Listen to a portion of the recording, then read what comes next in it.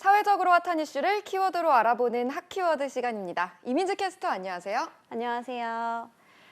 입춘도 지났고 이제 직장인의 연봉 협상도 거의 마무리된 시점인데요. 이럴 때 꼭 필요한 것이 있습니다. 바로 금리 인하 요구권인데요. 하지만 그동안 있어서 없는 것과 같다라는 푸념이 나올 정도로 그림의 떡에 가까웠는데요. 정부가 개선에 나섰습니다. 핫키워드에서 짚어보겠습니다. 최근 대출 금리가 작년에 비해 조금은 하락했다고 하지만 그래도 아직 상당히 부담스러운 게 사실인데요. 그렇다 보니 조금이라도 금리를 낮출 방법이 없을지가 최대 관심사죠. 네, 맞습니다. 사실 많은 분들이 이미 받은 대출의 금리는 변하지 않는다고 생각하고 계실 겁니다.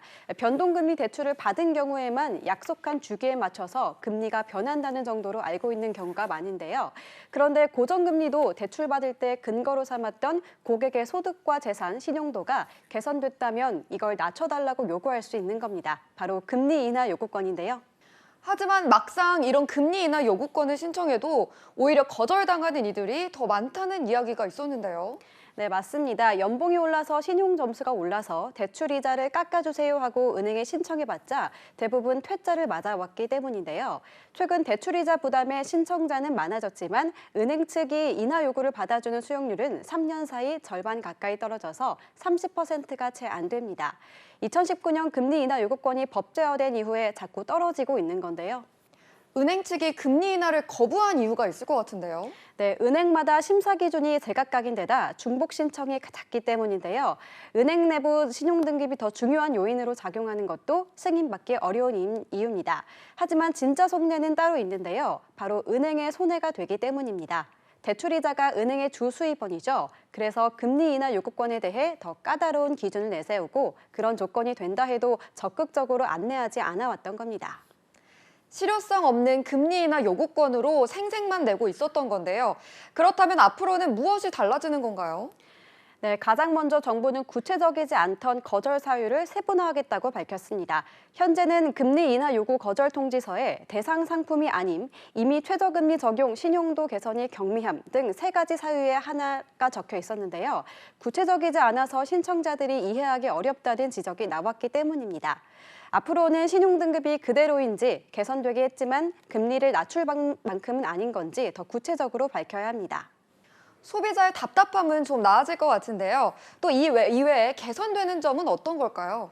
네, 은행이 적극적으로 말리려는 의지가 없었다고 말씀드렸죠. 그런데 앞으로 승진과 이직, 급여 상승 등으로 신용도가 높아진 대출자들은 6개월에 1회 이상 금리 인하 요구권 안내를 하도록 했습니다.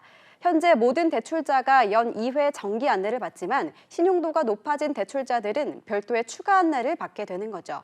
실제로 대출 인하를 받을 가능성이 큰 대출자들을 대상으로 안내를 강화한다는 취지입니다.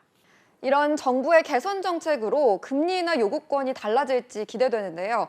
가장 중요한 부분은 금리 인하를 요구하면 어느 정도까지 금리가 낮아질 수 있는 건지인데요. 네, 토스뱅크의 발표에 따르면 최대 7.3%까지 대출 금리를 낮춘 사례도 있었는데 이건 특수한 경우입니다. 평균적으로는 0.8%포인트 금리 인하를 효과를 누렸다고 하는데요. 1억 5천만 원의 대출이 있으신 분들이라면 연이자가 120만 원 정도 줄어드는 효과를 누릴 수 있는 거죠. 대출 금액이 이보다 더 많다. 그렇다면 금리 인하 효과는 더 커지기 때문에 절약하는 돈은 더 많아지는 겁니다. 네, 출구가 보이지 않는 긴 터널을 지난 것 같은 요즘, 내가 활용할 수 있는 금융상품이나 제도는 무엇이 있는지 꼼꼼히 살펴서 현명하게 위기를 헤쳐나가야겠습니다. 지금까지 핫키워드 이민재 캐스터였습니다. 고맙습니다. 고맙습니다.